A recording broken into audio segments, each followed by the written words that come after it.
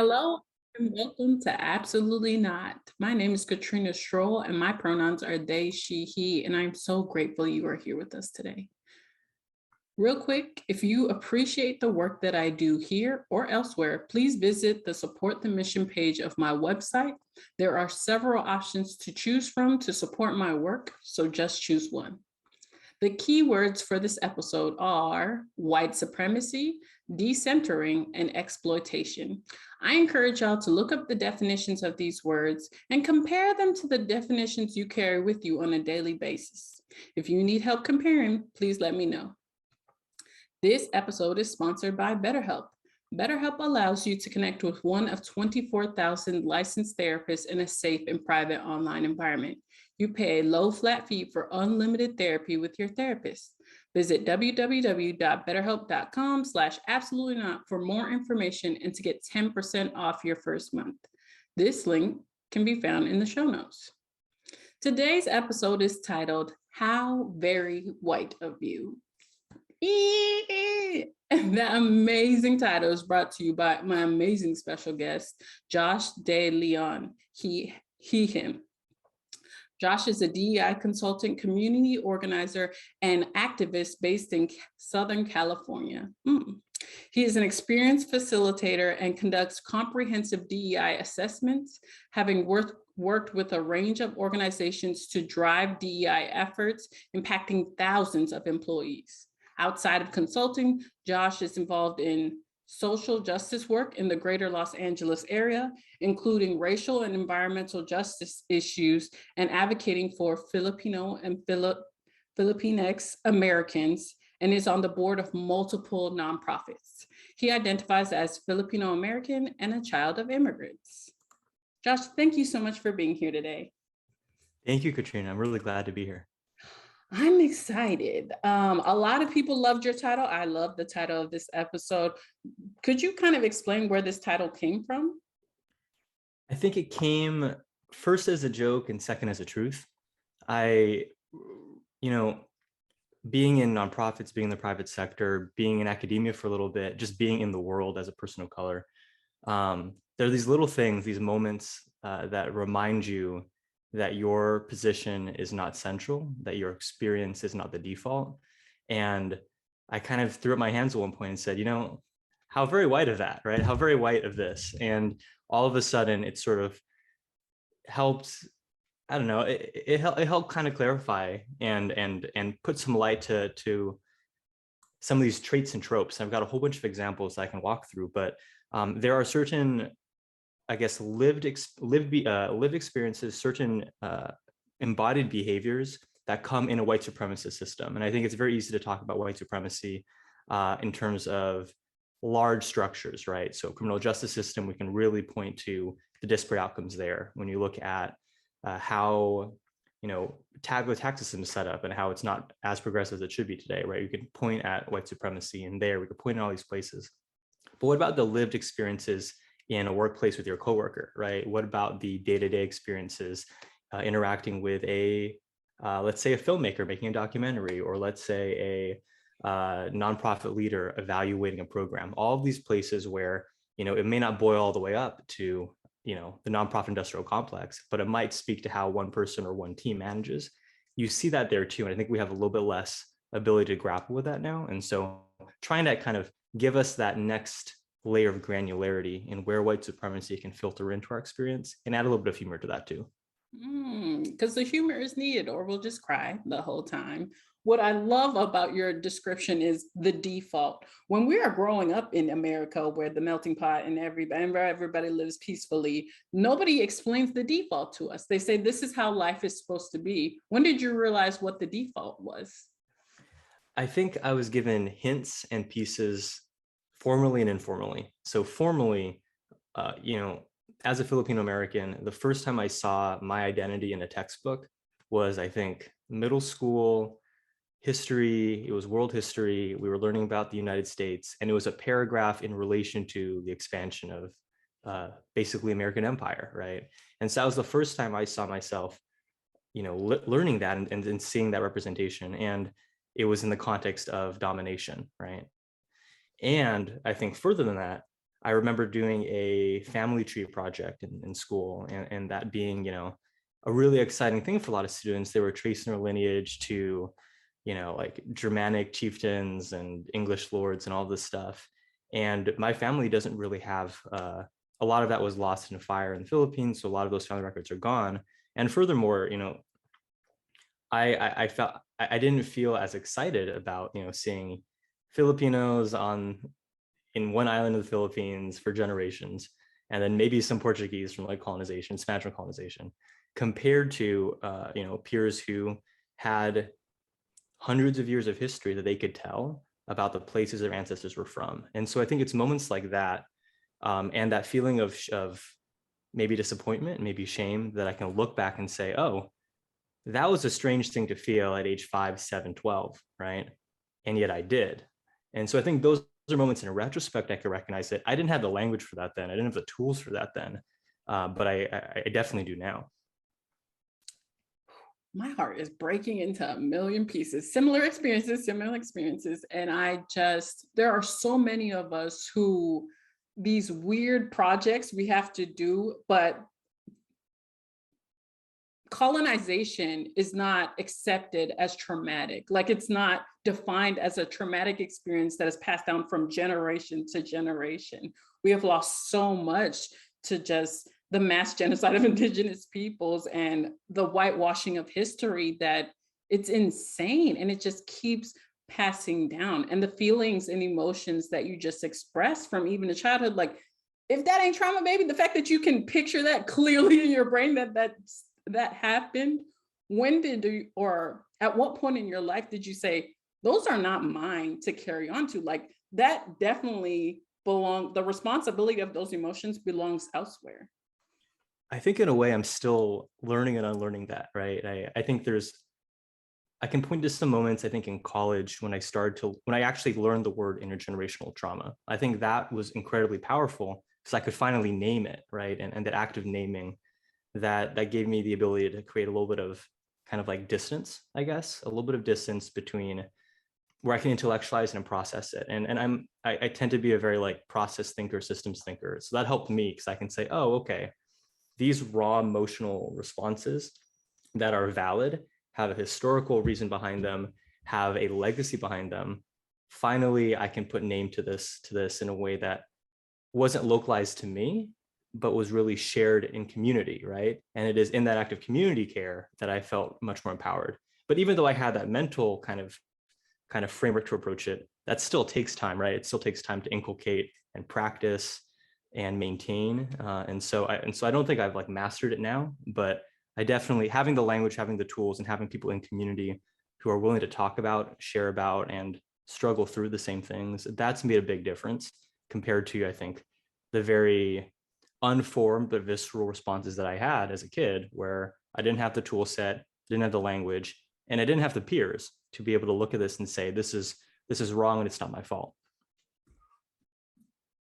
And it is insane that those tools are not available with everything that has happened in history. It's just like, no, y'all are good. Like you should be fine. You should be able to learn about this history from our perspective and lose your perspective and assimilate nonetheless. Was there ever a time in your life where you didn't want your identity anymore? There was a time in my life where I was like, well, I'll just learn it this way and like leave Samoan heritage here or leave Blackness here and try to assimilate. Have you ever felt that at all?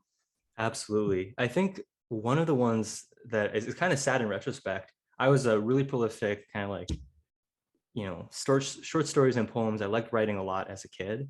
And I realized I would write stories about, anthropomorphic animals. I would do stories about, talking whatever when I was little. But as I got older and I started to write, stories with people in them, they were never people who looked like me, and or the love interests were never people who looked like me. And so what I realized was that in these kind of fantasy stories and these projections of my imagination, I was displacing myself. I was displacing my own visage. I was displacing my own identity and replacing it with something that I thought fit in better. So this is me probably like 13 or 14, doing otherwise very well written short story pieces, but not putting myself in those worlds. And so I think that's probably one really clear example of me doing that act of eliding, I guess, my experience and my identity, because I didn't have the validation or the willingness to grapple with the feeling that that wasn't as worthwhile.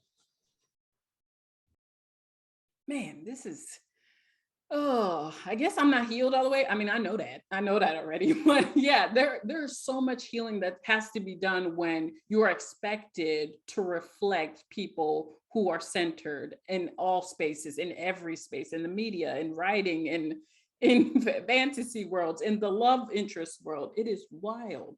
When was the last time you had to tell someone, or when was the last time somebody projected that onto you, like, hey, fit in, assimilate? Why are you not doing that? Why are you holding on to who you are? Mm. I think I have a fun example and then maybe a more serious one. The fun example is just the first time I moved and worked in Washington, D.C. And I had my like floral button-up shirts. I had my, I came in and people were like, "Are you from California?" And they knew nothing else about me, and they asked me that. And so I enjoy kind of, uh, you know, bringing that visibility as someone who's just not from this space, from this, Brooks Brothers suits and nonprofit and government kind of almost antiseptic kind of space. But I guess on a more serious example, uh, coming into academic spaces, going to university and being in discussions and realizing how little using lived experience meant in discussion or debate, right? And so if I was in a class on international relations and we were talking about, as an example, let's talk about like American foreign policy. If I were to talk about the experience that I had growing up in Long Beach, California, in SoCal, which has a really large refugee population from Cambodia and from Vietnam, and from other places that were impacted by the American war in Southeast Asia. If I brought just that, but didn't bring with it some of the like intellectual theory underpinning geopolitical decisions, it was like, why, like, it was like I was derailing, right? It was like, oh, you're bringing in these very like emotional, these very like experiential things, but this is an academic environment. This is like we're grappling with like, big important questions, with scare quotes, right? And I think that's something where, realizing that, and academia is often in many cases a very white infused space, right? That lived experience is deprioritized in a white supremacist context. And so I think that like seeing that response or that reaction, and then I guess in a way I kind of learned because I got really good at engaging in that same game, right? And so I can come back with the same sort of theory and philosophy and data and argumentation, and I can and like have the ability to code switch in such a way to really fit into these business or academic or nonprofit or political spaces and be effective in that. And that was a learned and reactive behavior in response to a space that wasn't taking that default that I was bringing, and needed me to be able to bring that plus all these other things to have validation and validity and argumentation in that same space. I have so many. Okay, one, thank you so much for bringing that to the table, because as many of us know, one of the characteristics of white supremacy culture is worship of the written word. Like, lived experience lives nowhere. That doesn't mean shit to us. And it's so very strange, but you see it often, just like, well, those emotions could not be valid because it's not written in a book that Black people experience detriment to their mental health because of racism. Like, it's not written anywhere, so it could not be true. And it's so strange to me, but it also rewires your brain, like that type of thinking, like, okay, now I have to appease to these people and I have to bring twice as much information plus lived experiences while you're also bearing your soul on a stage. That is just so wild that we have to endure this on a daily basis. What So thank you so much for bringing that here. But for the people that are enduring that and may not be in a space where they're able to articulate that calmly, because maybe I have been in spaces where I have not been able to articulate it calmly. What are some of the things that you say when you're in those spaces? What have you been able to like get out as quickly as possible to recompose? Absolutely. There's a lot of little conversational tools. If someone's saying something first, one reaction that I like is simply, "What do you mean by that?" and that pause and the recomporting that they have to do to then explain it, that's a useful one. That's probably the easiest because it's no emotional valence from me. It's no opinion or position on my end. It's just, what do you mean by that? So that's one way. Another is, and I think, like, just as an example, if it's in a business context, I always have, if I'm like consulting with a client, I'll always have the information I know about their company already. So their data about, so whether it's like data or it's interviews, qualitative or quantitative, whatever it might be, about how people are experiencing their workplace. And so if someone pushes back and says, I don't think that there's really bias in our process, and I don't think bias is as big a deal as you're making out to be, I can then say, hey, I have these data points and they're not a product of me. It's not, like a vulnerable piece of me. It's simply the data that I have about your organization. This is the numbers you have. Here's the experience people have. How can you explain that if not what I'm presenting to you? And so I think that act of engaging them in grappling with the fissures in the wall that they put up, I think is one tactic, because it returns the sort of rationalization responsibility to them. So I think that's kind of one of the more effective kind of, I guess, deflective tactics. But I guess one of the challenges with that is, once again, it's requiring us to have done a little bit more of the legwork, that they can have that, immediate reaction, and that's enough to destabilize and kind of, I don't know, throw off potentially your side, but you have to come in with all that data. So I think that that's an imperfect kind of second answer, but it is one that I find can be helpful. Mm. And what I want people to take away from these amazing examples is we are doing a lot of fucking work. We are like people on the side of this conversation that are trying to share their lived experiences and how these systems that have been in place centering whiteness have caused generations of harm. We are doing a lot of freaking work bringing these conversations to the table to begin with. And for y'all to question it, it's adding more work. And I think we talked about this when we first spoke about building a bridge. When was the last time you had to, like, well, damn, let me get my fucking tools out and start building a bridge for these people? Because obviously y'all are sitting on the side of the river and you don't want to cross it. Absolutely. I think there's a lot of, it depends partly on how choppy those waters are, because I think there are some people who will, frankly, like, I think there's some spaces where you're just not going to be able to do that, right? And I think that's okay. Even as a consultant, which is hard, right? Because as a consultant, it's my day job. That's my livelihood, right? Is getting people to basically sign a contract saying, we're going to value your thought and your leadership and your suggestions this amount of money. So recognizing that you can and probably should not say yes to every client or every situation. Not everyone will cross that bridge. You can't build that bridge for everyone. Some of those waters are too deep, too choppy. There's probably a joke in there about whitewater, but I I'm not clever enough for that right now. But I think recognizing that it's not incumbent on us to build all those bridges.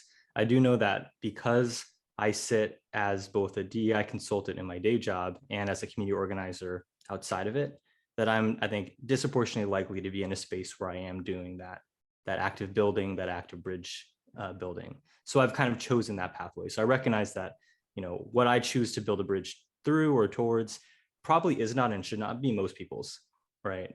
Just because I'm getting compensated for it, and or it's my skill set, right? Mm-hmm. So with all those caveats in mind, I think one thing that I think can be really helpful is this idea of the zone of proximal development, or basically in education, it's these in layman's terms, it's basically, there's like a comfort zone, a stretch zone, and a panic zone.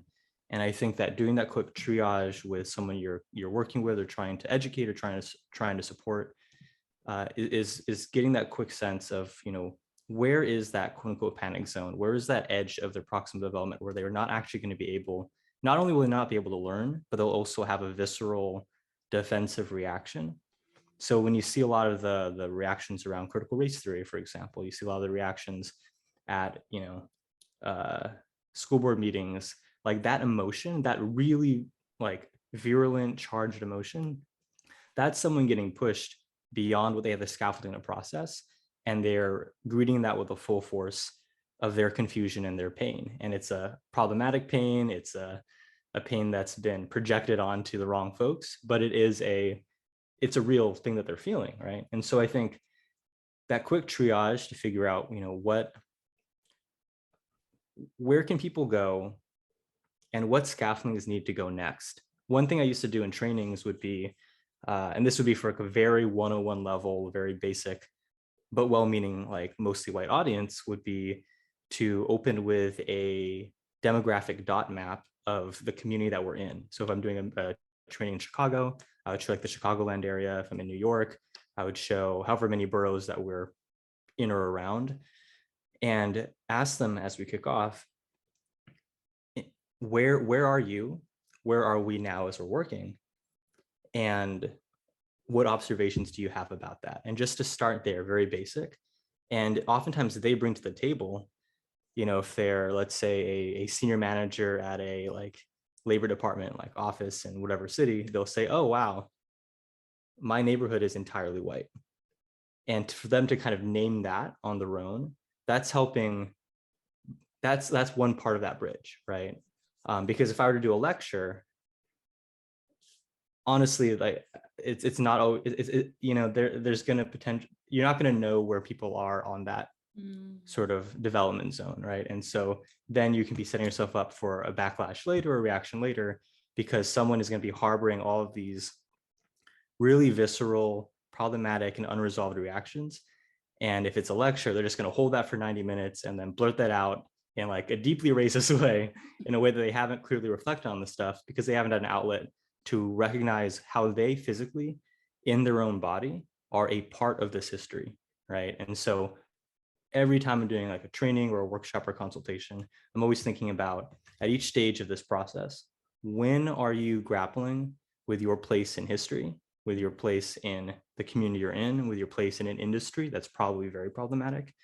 And if you give folks too much time to dislocate from that history, they can kind of backslide into some of these really problematic assumptions that are, holding up some of these oppressive systems in and of itself, right? So that's one set of tools. And I think one last really quick one that I'll say is recognizing the importance of uplifting the narratives of people who are touched by the organization you're in. So not just the leaders in it, but also the quote unquote rank and file employees, entry level employees, having those narratives, doing the work of getting qualitative input from people. That's incredibly important, because data on its own can be rationalized endlessly, right?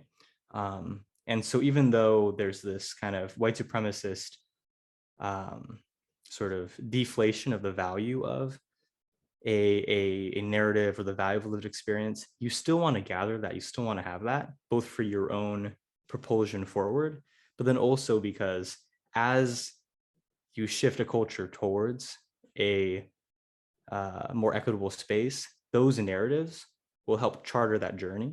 And those narratives will be a part of that work. Even if they're not validated now, they will be.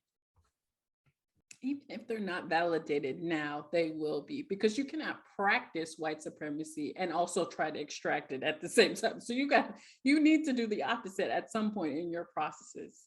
I love that what you have shared today, and people in the chat are saying they love this conversation as well. I do want to touch on how that disconnect occurs a lot with people, with white people specifically, and white people in power. They have so much disconnect from reflecting on their own experiences, their own identities.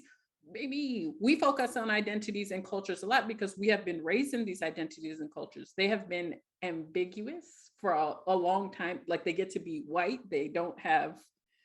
Okay, let me backtrack, because I'll go on a tangent. But where have you seen that before? Or have you seen that before where you've asked someone to reflect on their own identities or their own standing in their communities, like you've asked people and then been like, I don't want to do that, and I feel no need to do that? Absolutely. And I think one of the ways to march through that, because I think it's a common reaction, there's a level of group accountability when it's facilitated in an office, in a workplace, in a community, that I think forces people, especially if they're in a position of leadership where they're the most distant potentially from the stakes of their decision making. Let's say for a policymaker, right? If there's a person who's working in a think tank at an executive level, it is quite probable that they are making 3 or 4 times the salary of their entry level employees, that they are not doing field research or field action anymore, that they're not actually physically on the front lines of, if they're say environmental policy, they're not actually at a pipeline, they're not actually at an impacted community, they're not actually at a gas spewing or smoke spewing factory, right? They're not actually in there. They're heavily in fundraising or project management or allocating grant, like all these things that are distant. And so I think that it can be easy to stay in that sort of ivory tower space. But when you're in that implicit and explicit group accountability of people who are all tackling that same problem, but have more proximity to the issue, I think that can help challenge people a little bit more. So that's one thing, right? But then another piece is, uh, and it depends on the situation. There can be a value in things like shame, right? So this, especially in the political space, and kind of putting on my organizer hat on, it's a part of your tool set to be able to say, to have a report card for this congressperson, or to have a scorecard for this mayor, and to say, hey, you are not following up with your promises. I think that it's actually a tool. It's not the only tool that we have, but it's a tool. Because when I'm a DI consultant, I'm here mainly to facilitate. When I'm an activist or organizer out in the world, we have a wider range of things available to us because we're not getting paid by the institution we're challenging, we're trying to improve. And so there's another like kind of Rolodex of options that we have.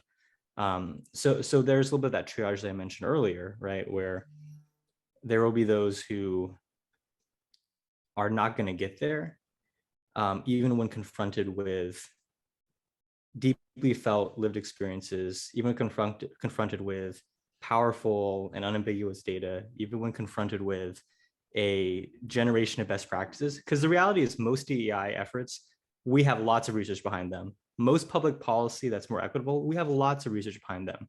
We don't actually need to, do a massive dissertation to figure out what are like 10 things you could do about climate change and 10 things you can do about racial justice in the workplace. We already know how to do that. And yet still, with all that research, with all that thought leadership, with all that knowledge, a lot of times it's not happening, right? And so people can be active, not just complicit, but active in maintaining the system of white supremacy and the capitalist structures that uphold that too, right? And so I think we have to grapple with the reality that sometimes we're not the person to be doing it, right? And that's okay too. Sometimes we are not the person. Hey, if that ain't the theme of the show, or like knowing when. And I love that you've gone through this entire episode. Like there's levels to this shit. If you go to someone and they just don't want to learn, they just don't want to take on the information, you need to accept that at some point. At some point, you'll be like, okay, this is not the relationship I want to continue. This relationship is going to turn hostile at some point. We do not hold on to the same values. Josh, do you ever make that connection with your clients, that these are relationships with your employees who belong to these communities, and you have to create healthy relationships to be able to retain them? Do you ever talk Yes, about that? absolutely, absolutely. Because one of the things that can happen, especially in a big company, is human capital becomes very much capital and very much less human, right? And human resources becomes very much resources. And I think that that's a little trite, but really what I'm trying to get at is when you're, I think one great example, I don't know if you saw the story with better.com where the CEO fires like thousands of people on Zoom, right? We have all these examples. And, you know, I think there's a lot of cases like this. There's a couple other companies that have done different things. One that basically banned all vaguely political conversation in the workplace. Another that like there's a bunch of different companies that have had interesting reactions to trying to seeing a workplace that is no longer centering their perspective, their experience, and their way of thinking, and the reaction to that can be really harmful to the lived experience of the people who work there, right, or formerly work there. So I think when we look at cases like those, and you see how much kind of psychosocial distance has to exist between someone who is in leadership or has their hands on the levers of power in an organization, in a company, in a government, right, in any sort of system, that distance, I think that's really what I'm thinking about, right, is how much of a gap has been created or enforced, right, or produced, to allow someone to make decisions and to fully disregard the impact it will have on the relationships of their colleagues, their coworkers, or subordinates. And I think that's why, and this might be a hot take for folks depending where they sit in HR, but that's why I'm so enlivened by all of the labor movements that are, I think, really spiking right now, and a lot of the unions that are happening down here in SoCal. There's a couple Starbucks that are about to be the first Starbucks in all of SoCal to unionize.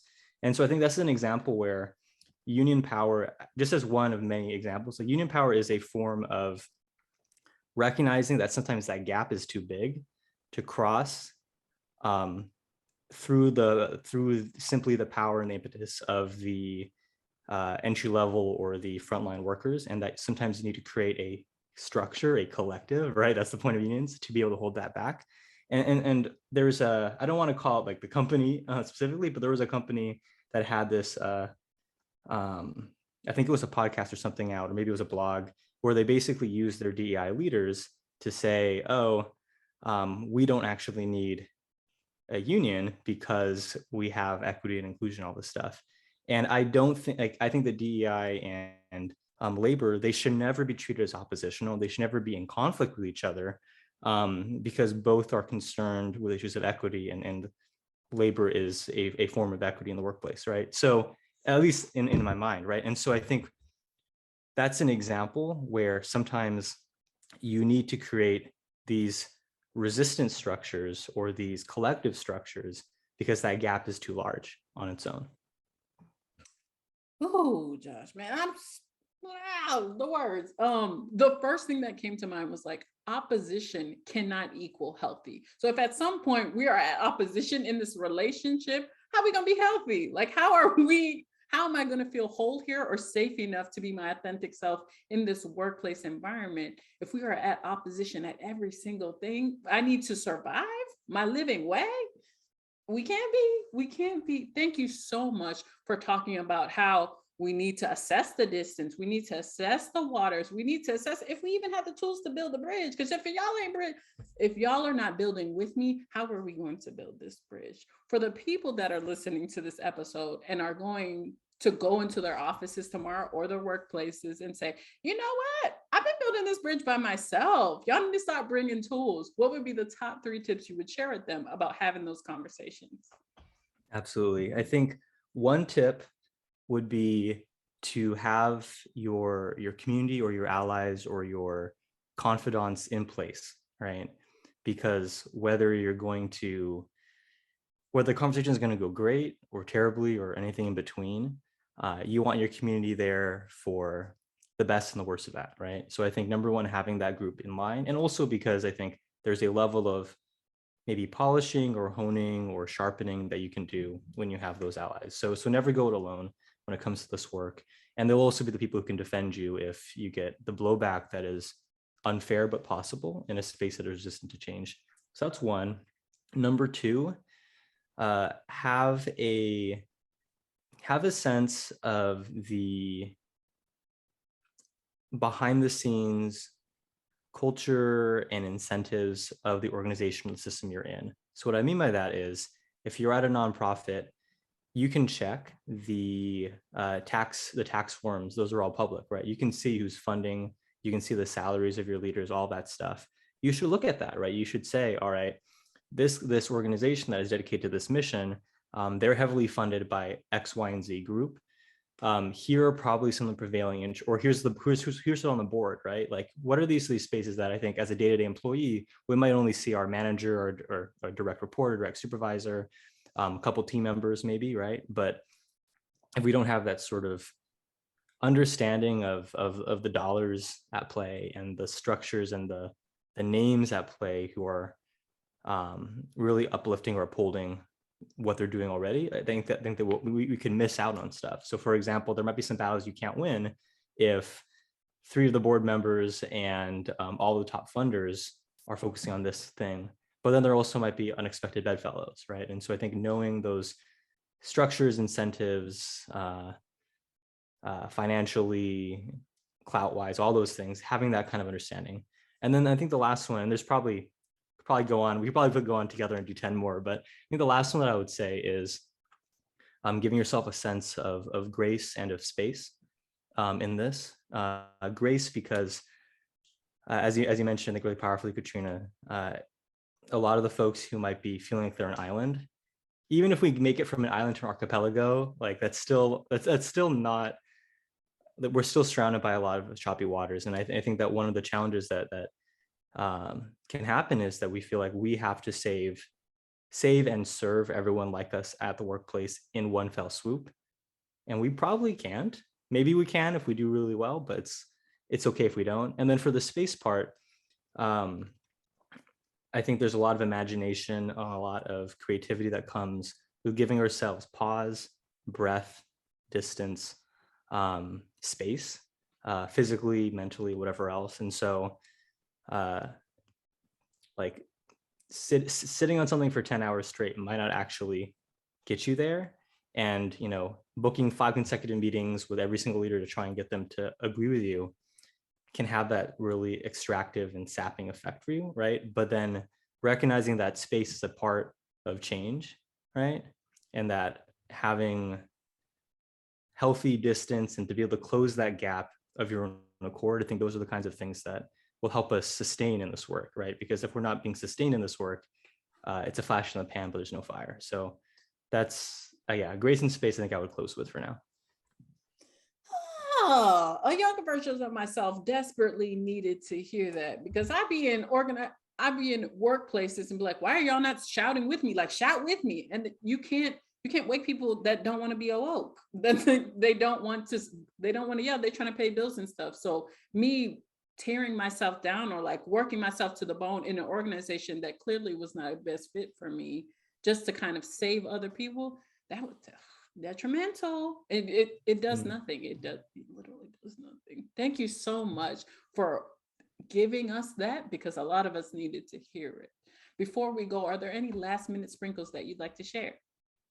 Yeah, thank you again for having me in this space. I'm really grateful for it. And I hope that whoever's listening now or later gets a little bit something out of it. Even one thing will validate it and make it worthwhile for me. So I appreciate that. I think, in my day job, as I mentioned, I'm a diversity, equity, inclusion consultant. And so if people work at organizations where that might be of interest, I think in the show notes, my LinkedIn will be there. Feel free to reach out. But then also outside of this, as mentioned, I work in community organizing. And one of the groups I work with is a nonprofit called Rising Organizers that does it is a nonprofit, but it does community organizing training, particularly for individuals, organizations. So if you have a constituency group that has a lot of activists, but not a lot of organizers, if you have a nonprofit that's trying to serve a community and wants to empower them with tools, that's another space where I can offer to people who might find that valuable. And so again, they can reach out the same pathway, and I'm happy to help people with that. Hey, I love it. And so many people in the chat are saying this has been fantastic. Thank you so much for your time and thoughts and advice. And I will say the same. I just want to close out this space with saying, you do not have to build bridges for people that are trying to tear them down, trying to burn them down, try to center not lived experiences. Ooh, somebody said it right there.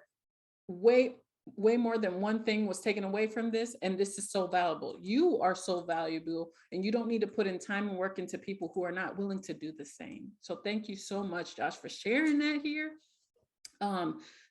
We will see y'all next time. Until then, keep saying absolutely not to everything unaligned and keep setting those boundaries. See you next time. Bye.